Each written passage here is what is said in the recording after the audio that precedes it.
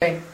So, many studies, media reports and documentaries suggest that with the monopolization of the seed market by big corporations and the industrialization of the agriculture, the cost of production for small peasants is becoming unsustainable, to the point that the number of suicides among small farmers has drastically increased in the past few years, especially in India.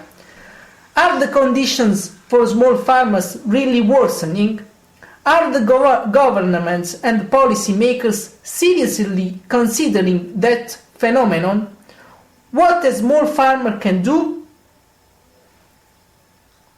Well, I think there's many reasons why there's been an increase in suicides, and there's many reasons why small farmers are in difficulty.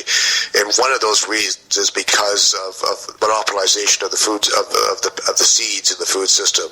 Another one is certainly land grabs, which is not entirely related to the monopolization of seeds. Another one is simply the market conditions in agriculture have been terrible. And farmers themselves, over the decades, have had smaller and smaller amounts of land to work with. So to try to isolate the cause of suicide to one of those conditions is frankly naive. There are many conditions which cause suicide and which cause farmers to despair and leave their land. All of them can be traced to the industrial food system, that's for sure.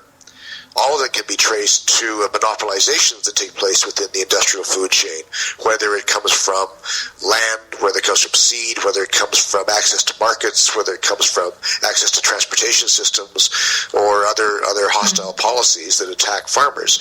But they are all there. And we find, and of course, suicide also varies from culture to culture. I'm not sure that the growing conditions in, for example, India, or the market conditions for peasants in India are worse than they are in Mexico, or worse than they are in some parts of Africa. But you still find certain cultures, for all kinds of reasons, will take different actions to defend their interests or to respond to the stresses. And governments are considering this phenomenon? Well, again, when you talk about suicides, you're talking about suicides in India. I suppose there's some degrees in other locations as well, but yet, are they responding to it? No, they're not that I'm aware of. We may see more of a response now in India because we're in the midst of an election. So, and the rural vote is extremely important to the parties, but no, governments are not responding to peasants anywhere in the world. The peasants are being, if you look at all of the studies, they say that by the year 2050 or so, at least 70-75% of the world population will be living in cities. That's what governments hope for. They're trying to get people off the land. They don't really care. And the small farmer, what can do to... Well, there's two ways of looking at it, I guess. One way is that no one can do much about this situation except for small farmers. They are almost the only solution we have. So they better be able to do something. And the second is, of course, that they are the ones who are being pushed out off their land and out of marketplaces. So both things need to be countered. But I think the case needs to be made, and is being made, I think, better and better all the time by La Via Campesina and others, that they are the solution to climate change. They are the ones that can cool the planet. They are the ones that can get us through adaptation to climate change, which is going to happen. We are in the midst of climate change. It's going to get worse. There is absolutely no doubt about that at all.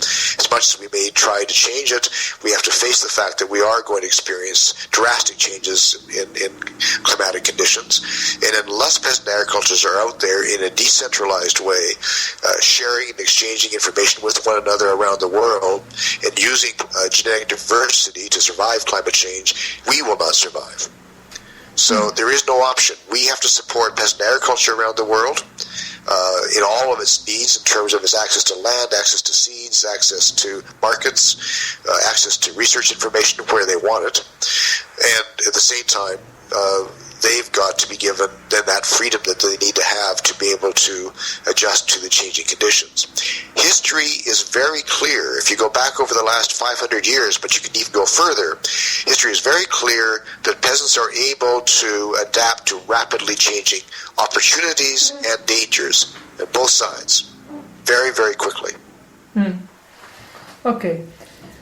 In 2013, ETC Group published an interesting report on the importance of preserving the practice of free sharing of seeds among farmers. Yep. Tunis, 2013. If we rely on corporate seed, we lose food sovereignty. What is food sovereignty, and why the use of corporate seeds means a loss in food sovereignty? Well, food sovereignty is a moving definition. It's become wider and stronger, I think, as the years have gone by since Livia Capacina first introduced the concept, and has become more real for us all now. It is a relationship between farmers and consumers, and farmers and the land and their natural resources around them, and it is putting food at the center of the equation when we talk about sustainability and survival on this planet. So I think Livia Capacina has done an amazing job of getting that message out into the world.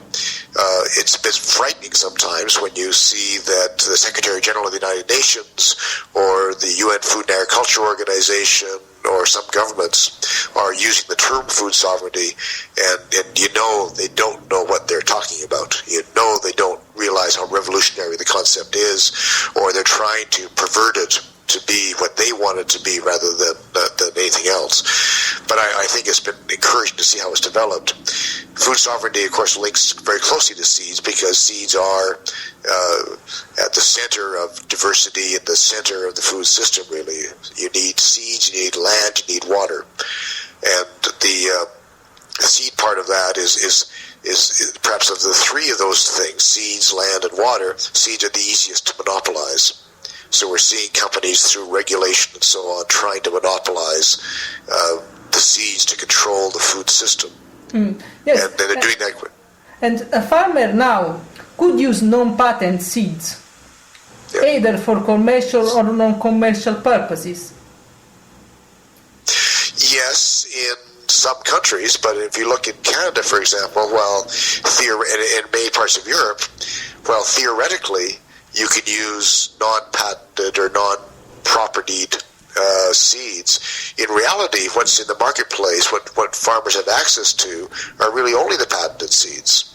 In some cases, even only GMO patented seeds. So they've used other regulatory techniques to really mean that nothing else is available to farmers to buy come growing season except for the company's varieties.